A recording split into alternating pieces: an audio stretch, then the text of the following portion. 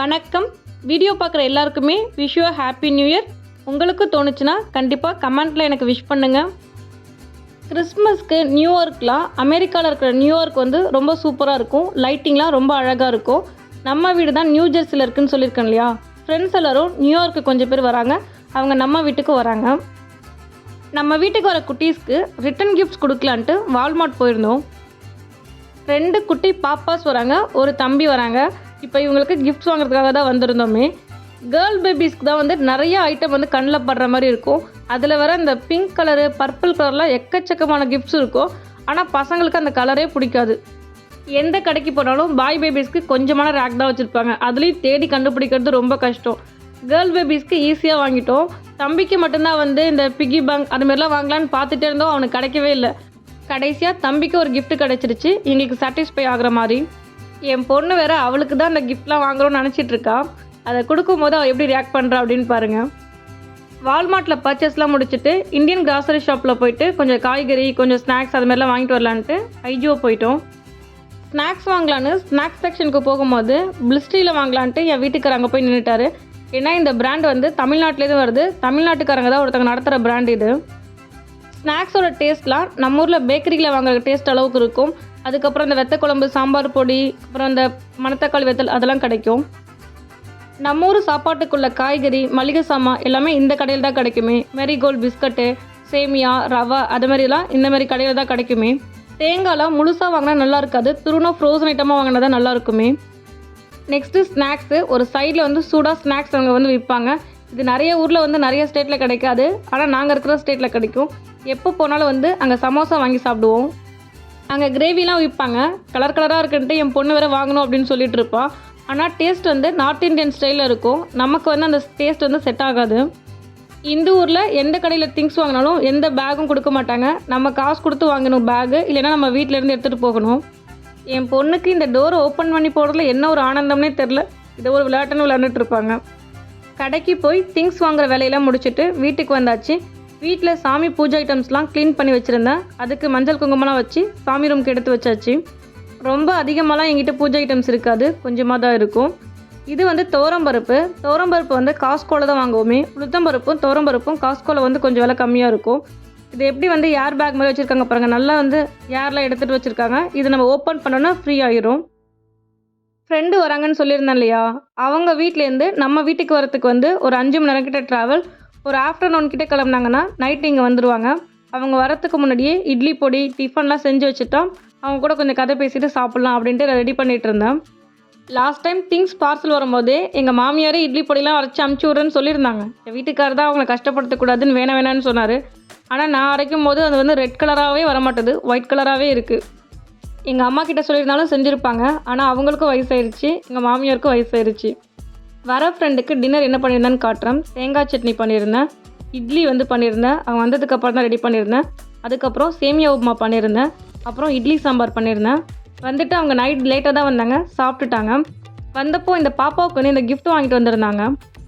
பாப்பா ரொம்ப குஷியாயிடுச்சு, அவங்களுக்குன்னு ஒரு தனி வீடு வந்துருச்சு அப்படின்னு. இந்த வீடு வந்து 3 ஃப்ளோர் ஹவுஸு. காலிங் பெல்லாம் இருக்குது பாருங்கள். சைடில் வந்து கார் வைக்கிறதுக்கு கராஜ் இருக்குது. அந்த கராஜில் தான் காரை ட்ராப் பண்ணி வச்சுருப்பாங்க. அமெரிக்காவில் நம்ம குழந்தைங்களுக்கு டாய்ஸ் வாங்கி கொடுக்கவே கூடாது. நம்ம வீட்டுக்கு வரவங்க டாய்ஸ் வாங்கி கொடுப்பாங்க. நம்ம யார் வீட்டுக்காவது போனால் அவங்களும் டாய்ஸ் வாங்கி கொடுப்பாங்க. அது இல்லைன்னா இந்த பர்த்டே பார்ட்டி, அது நம்ம போனாலும் ரிட்டன் கிஃப்ட்ஸ் கொடுப்பாங்க. நம்ம பர்த்டே பார்ட்டி வந்தாலும் நமக்கு கிஃப்ட் வரும். அப்படியே டாய்ஸ் வீடு ஃபுல்லாக சேர்ந்துடும்.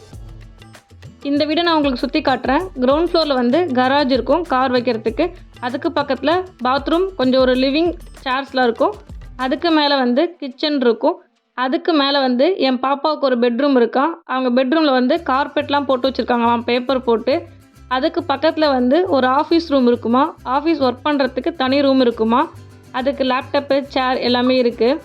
இது வந்து ஒரு லிவிங் ரூமா. இந்த லிவிங் ரூமில் வந்து சேரு, சோஃபா அதெல்லாம் இருக்குமா. டிவி இருக்குமா. இந்த வீட்டில் ஒரு லிஃப்ட்டும் வச்சுருக்காங்க. கிரவுண்ட் ஃப்ளோர்லேருந்து அவங்களோட 2nd ஃப்ளோர் வரைக்கும் போய்க்கலாம் அப்படின்ட்டு.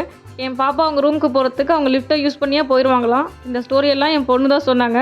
அதுக்கப்புறம் அவங்க ஒரு கார் வச்சுருக்காங்க இல்லையா, அதில் வந்து வெக்கேஷனுக்கு வந்து வெளியில் ஊர் சுற்ற போயிடுவாங்களாம்.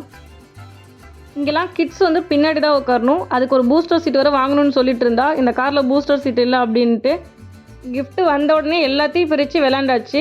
அப்புறம் அவங்க நைட்டு சாப்பிட்டு தூங்கிட்டாங்களா, மறுநாள் காலையில் வந்துருச்சு. காலையிலே கொஞ்சம் மாவு அரைக்கிற வேலையெல்லாம் இருந்துச்சு. மாவு அரைச்சிட்டு அவங்களுக்கு காஃபி வச்சுட்டு இருந்தேன். பால் மாதத்துக்கு 2 டைம் வாங்குவோம். ஒரு டப்பா வாங்கினேன்னா 20 நாள் கிட்ட வரும். எக்ஸ்பிரி டேட்டுமே 20 நாளைக்கு மேலே இருக்கும். டீ காஃபியில் அந்த கரெக்டான சுகரு அந்த சூடு இருந்தால் தான் குடிக்கிறதுக்கு ரொம்ப நல்லா இருக்குமே. நான் எப்போ காஃபி போட்டாலும் ஒரு குட்டி டம்ளரில் லைட்டாக டேஸ்ட் பண்ணிவிட்டு தான் வீட்டில் எல்லாருக்குமே டிஸ்ட்ரிபியூட் பண்ணுவேன். நைட்டு வச்சதெல்லாமே கொஞ்சம் மீந்துருச்சு. அவங்களும் வந்து நைட்டு மீந்ததெல்லாம் கூட காலைல சுடு பண்ணி சாப்பிட்டுக்கலாம், ஒரு பிரச்சனையும் இல்லை அப்படின்னு சொல்லியிருந்தாங்க. சரின்னு காலையில் வந்து பூரி போட்டு உருளைக்கிழங்கு மசால் பண்ணலான்ட்டு அதுக்கு ரெடி பண்ணிகிட்டு இருந்தேன். அவங்களும் வந்துட்டாங்க. இவங்க தான் ஃப்ரெண்டு. அவங்க நானும் வந்து ஹெல்ப் பண்ணுறேன்ட்டு பூரி ஃபுல்லாக அவங்களே பொரிச்சு எடுத்துட்டாங்க. அவங்க இப்போது நியூயார்க் போகிறாங்க. Times Square, Statue of Liberty அதெல்லாம் பார்க்குறதுக்கு போகிறாங்க. எங்களையும் கூப்பிட்டுருந்தாங்க. ஈவினிங் வந்து இன்னொரு ஃப்ரெண்டு வீட்டுக்கு வராங்க. அதனால் அவங்க மட்டும் போகலாம் அப்படின்னு பிளானு. மொதல் நாள் நைட்டு பண்ண சாப்பாடும் கொஞ்சம் இருந்தது. அதெல்லாம் ஓவனில் சூடு பண்ணி எடுத்து வச்சுட்டு காலையில் பூரியும் உருளைக்கிழங்கு மசாலும் பண்ணியிருந்தேன். ரெண்டும் இப்போ பிரேக்ஃபாஸ்ட்டுக்கு எடுத்து வச்சுருந்தேன். இங்கே யாருமே பழைய ஃபுட்டெல்லாம் சாப்பிட மாட்டேன் அப்படின்னு சொல்ல மாட்டாங்க. சாப்பாடு நல்லா இருந்துச்சுன்னா ஃப்ரிட்ஜில் எடுத்து வச்சுருவோம். ஒரு 2 days வரைக்குமே சாப்பாடு நல்லாயிருக்கும். ஓவனில் சூடு பண்ணி சாப்பிட்டுக்கலாம். பசங்களுக்கெலாம் சாப்பாடு ஊட்டிட்டு வீட்டில் உள்ள எல்லோரும் ஒரு வழியாக சாப்பிட்டு முடிச்சிட்டோம். நெக்ஸ்ட்டு பசங்க 2 பேருமே விளையாட ஆரம்பிச்சிட்டாங்க. நம்ம ஊரில் தாத்தா பாட்டிலாம் இருப்பாங்க. அதனால் குழந்தைங்களுக்கு போர் அடிக்காது. இங்கே அப்படியே வீட்டில் தனியாக அடைச்சி போட்ட மாதிரி இருக்கிறதுனால ஒரு மாதிரி ஆயிடுறாங்க. ஃப்ரெண்டெல்லாம் வீட்டுக்கு வராங்க அப்படின்னு சொன்னோன்னே அந்த 3 daysமே குஷியாக தான் இருந்தா. நீங்கள் நியூயார்க், நியூ ஜெர்சிலாம் இருக்கிறீங்கன்னா கண்ணு மட்டும் தான் தெரியணும், மற்ற எல்லாத்தையும் க்ளோஸ் பண்ணி வச்சு தான் இருக்கணும். ஏன்னா செம்மையாக காற்றடிக்குது, ரொம்ப சில்லுன்னு இருக்குது. எல்லோரும் கிளம்பிட்டாங்க நியூயார்க் பார்க்குறதுக்கு. இன்னொரு ஃப்ரெண்டு ஈவினிங் வராங்கன்னு சொல்லியிருந்தேன் இல்லையா, இங்கே 2 ஃப்ரெண்டுக்குமே வந்து நியூ இயருக்கு ஸ்வீட் கொடுக்கலான்ட்டு குலோப் ஜாமுன் செய்யலான்னு ஸ்டார்ட் பண்ணிட்டோம். ஹெல்ப் பண்ணுறதுக்கு ஆள் இருந்தால் குலோப் ஜாமுன் ஒரு 15 நிமிஷத்துலேயே பண்ணிடலாம். குலோப் ஜாமுன் மிக்சரில் மிதமான சூட்டில் இருக்கிற பாலை கொஞ்சம் கொஞ்சமாக எடுத்து மிக்ஸ் பண்ணிவிட்டு நம்ம உள்ளங்கையில் வச்சு சின்ன சின்ன பால் மாரி உருட்டிக்கணும். அதை நெய் வச்சு செஞ்சால் ஈஸியாக செஞ்சிடலாம். அதுக்கப்புறம் மிதமான சூட்டில் இருக்கிற எண்ணெயில் பொரிச்சிட்டு கோல்டன் கலராக இருக்கும் போதே எடுத்து வச்சிடணும். ஜீராவும் அந்த பால்ஸும் நல்லா ஆறுனதுக்கப்புறம் அதில் போட்டுட்டிங்கன்னா கொஞ்சம் நேரம் கழித்து ஊறி நல்லாயிருக்கும். குலோப் ஜாமுன் காலையில் 10 மணிக்கே செஞ்சு முடிச்சிட்டோம். நெக்ஸ்ட்டு நைட்டு டின்னர் செய்கிற ஒர்க் தான். ஃபுல்லாக வெஜ் மெனு தான் பிளான் பண்ணியிருந்தோம். நான் நிறைய நான்வெஜ் ஐட்டம்ஸ் தான் சமைப்பேன், நான்வெஜ் ஐட்டம் தான் சாப்பிடுவோமே. இன்றைக்கி வந்து ஃபுல்லாக வெஜ் ஐட்டமாக பிளான் பண்ணியிருந்தோம். சப்பாத்தி பண்ணியிருந்தோம் ஒரு 10 நம்பர் கிட்ட. அதுக்கப்புறம் கொத்தமல்லி சட்னி பண்ணியிருந்தோம். லைட்டான காரத்தோடு பண்ணியிருந்தோம், குழந்தைங்க வராங்க அப்படின்ட்டு. அதுக்கப்புறம் வந்து தேங்காய் பால் புலாவ், ஒயிட் புலாவ்னு சொல்லுவாங்களே, அது பண்ணியிருந்தோம்.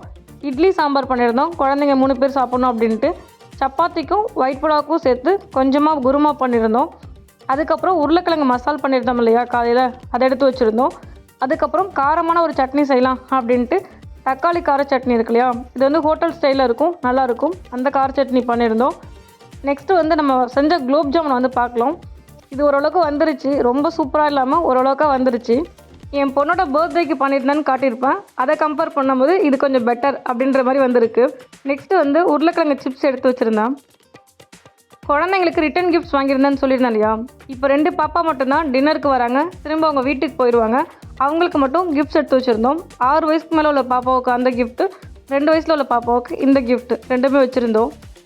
கிச்சனில் குக்கிங் ஒர்க் எல்லாமே முடிஞ்சிருச்சு. ஆல்ரெடி இருந்த பாத்திரம் எல்லாத்தையும் எடுத்து வச்சுட்டு டிஷ்வாஷரையும் லோட் பண்ணிவிட்டு, டிஷ்வாஷர் கொஞ்சம் பத்தலை, அதனால் கொஞ்சம் வந்து கையில் வாஷ் பண்ணி போடுற மாதிரி இருந்துச்சு.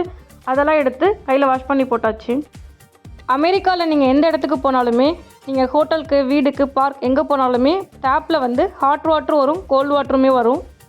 இப்போது வின்டர் சீசனில் நார்மல் வாட்டரில் சுத்தமாக கை கூட வைக்க முடியாது. அதனால் எல்லாத்துக்குமே ஹாட் வாட்டர் மட்டும்தான் யூஸ் பண்ணுவோமே. பாத்திரம் எல்லாத்தையுமே கழுவி எடுத்து வச்சுட்டேன். இப்போ வர ஃப்ரெண்டுக்கு 2 கேர்ள் பேபிஸ் இருப்பாங்க. என் பொண்ணுக்கு ஒரே குஷி, அப்படியே கேர்ள்ஸாக சேர்ந்து கேங்காக விளையாடலாம் அப்படின்ட்டு. 1 வீக் முன்னாடியே என் பொண்ணுக்கிட்ட சொல்லியிருந்தேன் ஃப்ரெண்டு வராங்க அப்படின்ட்டு.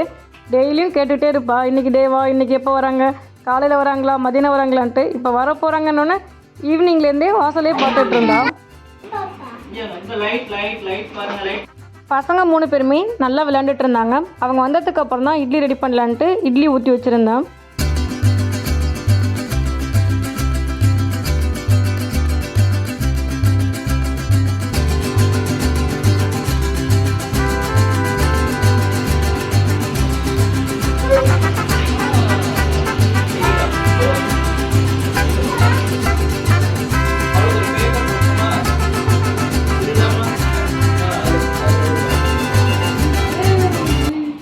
அப்புறம் அவன் ஃப்ரெண்டும் பாப்பாவுக்கு கிஃப்ட்ஸு ஸ்நாக்ஸ்லாம் வாங்கிட்டு வந்திருந்தாங்க. நம்ம வச்சிருந்த ரிட்டன் கிஃப்ட்ஸ்லாம் பாப்பாங்களுக்கு கொடுத்துட்டோம். அவங்களும் டின்னர்லாம் முடிச்சுட்டு வீட்டுக்கு கிளம்பிட்டாங்க. நியூயார்க் போயிருந்த ஃப்ரெண்டும் நைட்டு வந்துட்டாங்க. டின்னர்லாம் முடிச்சுட்டு அவங்க பீஸா வாங்கிட்டு வந்திருந்தாங்க. அதை ஃப்ரிட்ஜில் எடுத்து வச்சுட்டோம். மறுநாள் காலையில் ஓவனில் ஹீட் பண்ணி பாப்பாவுக்கும் தம்பிக்கும் கொடுத்துருந்தேன். மறுநாள் காலையில் டிஃபனுக்கு வந்து பொங்கல், இட்லி, சாம்பார் அதெல்லாம் பண்ணியிருந்தேன். அதெல்லாம் சாப்பிட்டு முடிச்சாச்சு. தம்பிக்கு வந்து இந்த ஸ்லேட் தான் ரிட்டன் கிஃப்ட்ஸ் கொடுத்துருந்தோம். பாப்பா கிட்ட ஆல்ரெடி இந்த ஸ்லேட் இருந்துச்சு. அவள் வந்து நல்லா ஏபிசிடி அதெல்லாம் இதில் எழுதுவான்ட்டு அவனுக்கும் இது மாதிரி வாங்கியிருந்தோம். அவன்கிட்ட இந்த மாதிரி ஸ்லேட் ஆல்ரெடி இந்தியாவில் இருக்கிற வீட்டில் இருக்குன்னு வேறு சொல்லிட்டான். நெக்ஸ்ட் டைம் வேறு கிஃப்ட் வாங்கி வைக்கிறேன் அப்படின்ட்டு அவனை சமாதானப்படுத்தியாச்சு. அப்புறம் அவங்களும் வந்து வீட்டுக்கு கிளம்பிட்டாங்க. இன்றைக்கி அவங்களுக்கு நியூ ஜெர்சியில் இருக்கிற பிளேஸ்லாம் சுற்றி பார்க்குறதா பிளானு. எங்களுக்கு வந்து இன்னொரு பிளான் இருந்துச்சு. இன்னொரு ஃப்ரெண்டு வீட்டில் வந்து கூப்பிட்டுருந்தாங்க. அதனால் நாங்கள் இன்றைக்குமே அவங்க கூட ஜாயின் பண்ண முடியல. நெக்ஸ்ட்டு கிச்சனெல்லாம் க்ளீன் பண்ணுற ஒர்க் தான். அதில் ஃபஸ்ட்டு ஒன்று பாத்திரத்தை க்ளீன் பண்ணாலே பாதி வேலை முடிஞ்சிடும். டிஷ்வாஷரில் போட வேண்டிய பாத்திரத்தை எல்லாத்தையும் லோட் பண்ணிவிட்டு லிக்விட் ஊற்றிட்டு அதை ஆன் பண்ணி விட்டுட்டா 1 ஹவரில் எல்லா பாத்திரமும் கழுவி வந்துடும்.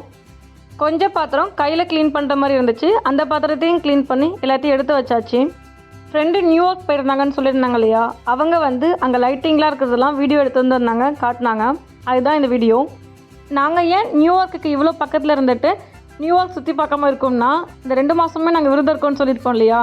நியூயார்க்குள்ளே போனாலே வந்து வெஜிடேரியன் ஃபுட் எதையுமே கிடைக்காது. ஃபுல்லாக நான்வெஜ் தான். அதுவும் சிக்கன் கிடைக்கிறதே அரிது. இந்த போர்க்கு, இந்த பீஃப் அது மாதிரி தான் கிடைக்குமே.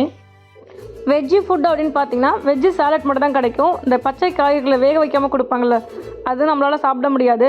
அதுக்கு வீட்லேயே எங்கேயும் போகாமல் இருந்துட்டு விரதத்தை ஃபாலோ பண்ணலாம் அப்படின்ட்டு தான் எங்கேயுமே போக மாட்டோம் இந்த 2 மாதத்தில். எனக்கு வந்து சோதனையான்னு தெரில. இந்த மாதம் ஃபுல்லாக கிறிஸ்மஸ் ட்ரீட்டு, நான்வெஜ் பாட்லாக்குன்ட்டு எல்லா ஃபங்க்ஷனும் நான்வெஜ் மீட்ஸ் இருக்கிற மாதிரியே கூப்பிட்றாங்க. இந்த vlog நான் இதோடய முடிச்சிக்கிறேன். வீடியோ பிடிச்சிருந்தா நம்ம வீடியோக்கு ஒரு லைக் கொடுங்க. நம்ம சேனலை சப்ஸ்கிரைப் பண்ணலன்னா கண்டிப்பாக சப்ஸ்கிரைப் பண்ணி வச்சுக்கோங்க. தேங்க்யூ. தேங்க்ஸ் ஃபார் வாட்சிங்.